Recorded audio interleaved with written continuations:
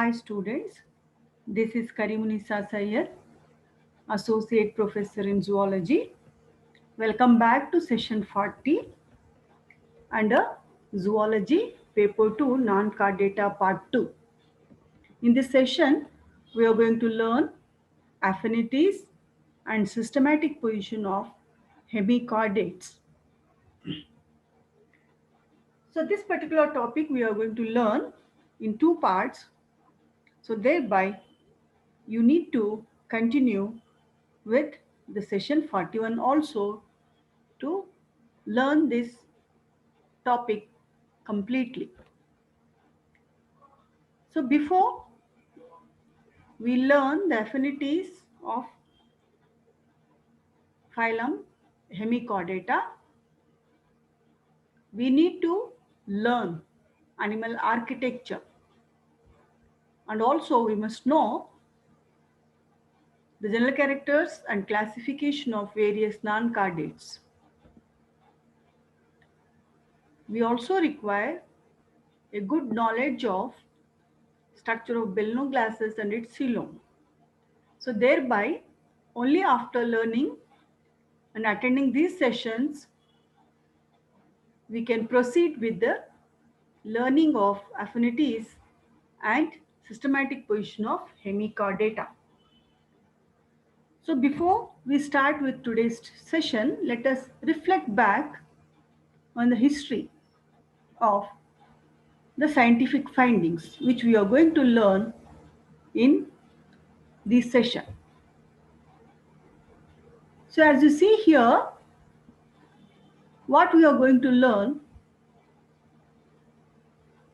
is the great effort put forward by various scientists for over a period of nearly 75 years. So way back in 1814, Sedgwick and Huxley suggested the affinities of Entroneusta, that is hemichordata, with the vertebrates. Affinities means the relationship, whether they have similarities or not, or whether they have some differences or not. So affinities means we are going to learn both the similarities and differences between these two groups. So hemichordates, they show some relationship with the vertebrates. Similarly, Meshnikov, you can see after nearly 50 years, in 1865, stated that Enteronosta had certain affinities with the Echinodermata. That means they also show some similarities with the Echinodermata. Similarly, hemichordates also show some differences with the Echinodermata. And in the year 1885, Bateson considered this group as a subphylum of the phylum Chordata. And in the year 1893, Spengel showed the relationship between Introneusta with the Annelida. But on the basis of general organization, some of the recent well-known scientists such as Van der Horst, Davidoff, Marcus, and as we all know, L.H. Hyman in the year 1959 have thought it is proper to remove this group from the phylum Chordata to give it the status of an independent invertebrate phylum. The name Hemichordata is, however, retained for the group because it suggests that its members are related to chordates. That is why they are half or partly or semi-chordates. A fact that is undisputed. That means all the scientists agree with this fact. So let us learn that hemichordates show affinities with chordata, echinodermata, annelida, pogonophora, phoronida, and rhynchocephalia. But we are going to see and learn what all affinities they show with the chordata, echinodermata, and annelida only as per the syllabus.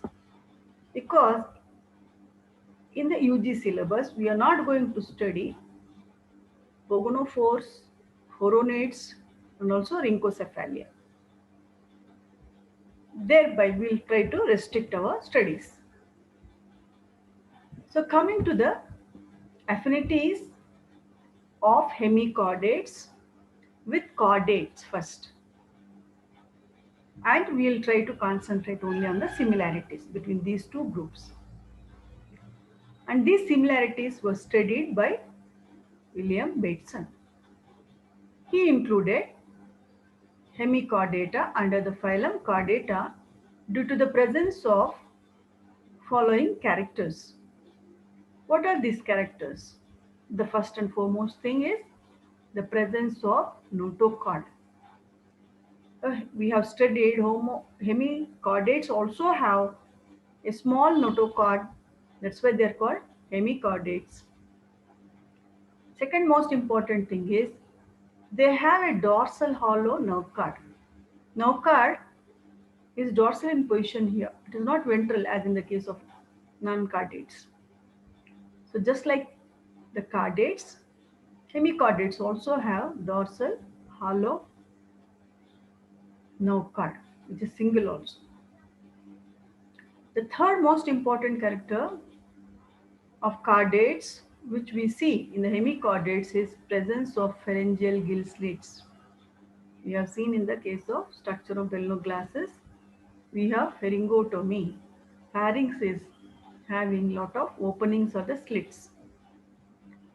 Then the structure and function of pharynx and brachial apparatus are also similar to those of urochordates and cephalochordates, which are studied under chordata as subphyla. Not only that, the origin of coelom is also enterocoelic.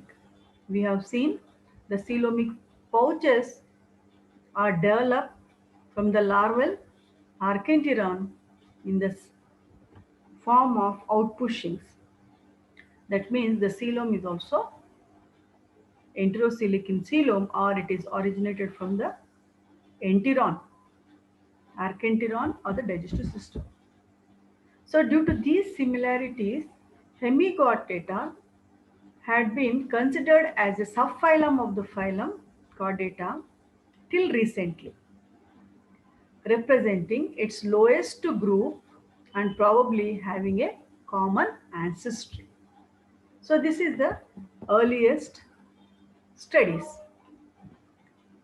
But the hemichordates, they not only show the similarities, they also show the differences, because of which hemichordates are no longer included under the chordata.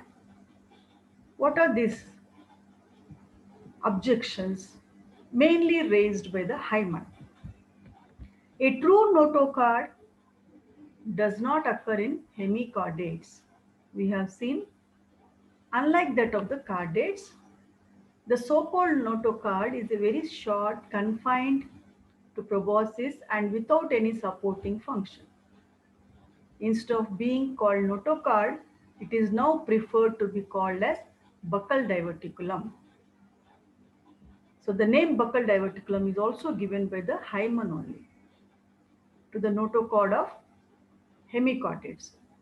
I hope you still remember the transverse section of proboscis region of the Bell-no-Glasses, where we have seen there is a central complex in which buccal diverticulum was located. So the structure of buccal diverticulum is entirely different from that of the notochord.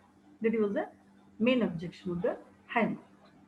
At the same time, the nervous system of hemichordates is primitive type. It is just like non-chordates. We know in the higher chordates we have single tubular mid-dorsal nerve cord. But here the nerve cord is not only dorsal in position, it is also ventral in position, and it is not located deep inside the body. It is just below the skin of the animal. That is why it is said to be intraepidermal in position, just like in the case of the echinoderms in the starfishes. So they also have a ventral nerve cord, which is a non-chordate character. In the chordates, we have dorsal nerve cord. Not only that, just like in the case of non-chordates, they also have, hemichordates also have circumentric nerve ring, just like circumesophageal ring or circumpharyngeal ring of the annelids and arthropods. So these characters are basically absent in the chordates, because in the chordates we see well-developed nervous system with the brain and the spinal cord, which is dorsal in position. So this seems to be the major objections because of which the hemichordates are removed from the chordata and they are kept under non-chordates. Then continuing with the differences, gill slits of Belnoglasses are numerous and they are dorsal in position. Whereas we all must have seen the fishes. In the case of chordates, the gill slits are limited, 5 to 7 only, and they are lateral in position, just like in the case of fishes. Then hemichordates also lack metameric segmentation. They don't show segmentation. Cephalization is also absent, no formation of brain, head, cranium, and all those things. Paired appendages are absent, no forelimbs and hind limbs. Post-anal tail, which is a very important character of chordates, is absent. No exoskeleton, no integumentary derivatives like scales, hair, feathers, and all those things. Then they don't have endoskeleton like in the case of higher chordates. In the skin, there is only epidermis, there is no dermal layer, the inner layer of skin is absent. Liver is absent. Hemoglobin is not there. Then red blood corpuscles are also absent. So thereby, because of all these characters, hemichordates cannot be included under the chordata. Then apart from that, hemichordates, they have some peculiar features in their body. The coelom is divided into 3 chambers, tripartite. They have single layered ciliated epidermis. They have hepatic caecae, which are not found in the chordates. And the position of heart is ventral in the chordates, but here in the hemichordata it is dorsal. Then the neurocoel is open, blood is colorless, and we have seen in the case of Belnoglasses also they have numerous gonads. So all these are unique features of the hemichordates. Then let us see some of the affinities of hemichordata with the Annelida. As usual, first we see the similarities. And this study is mainly contributed by the Spengel in the year 1893. The affinities of hemichordata and Annelida are as follows. Body is vermiform and coelomate.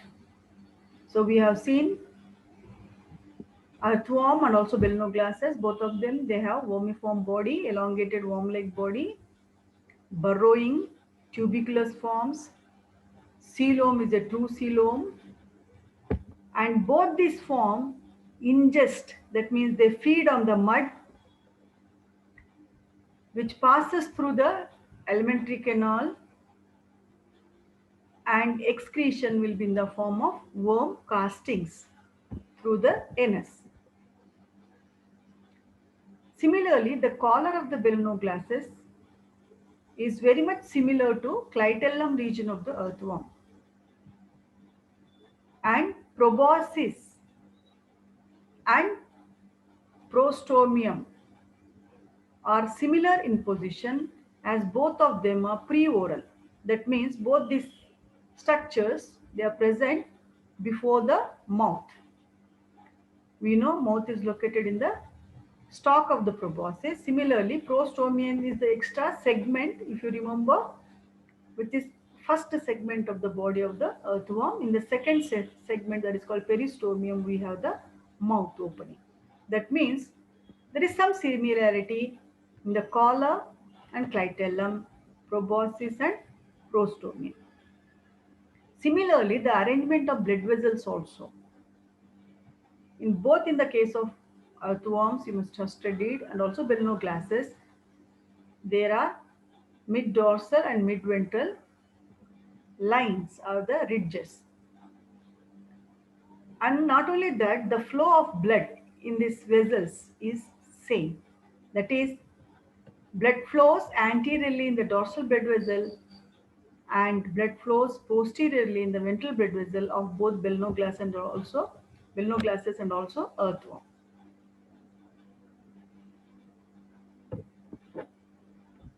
Now,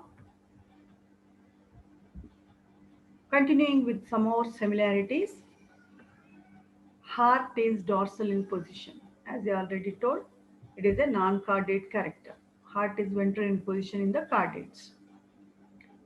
Then Turnaria larva of belenoglasses shows several structural resemblances with the trochophore larva of Annelida.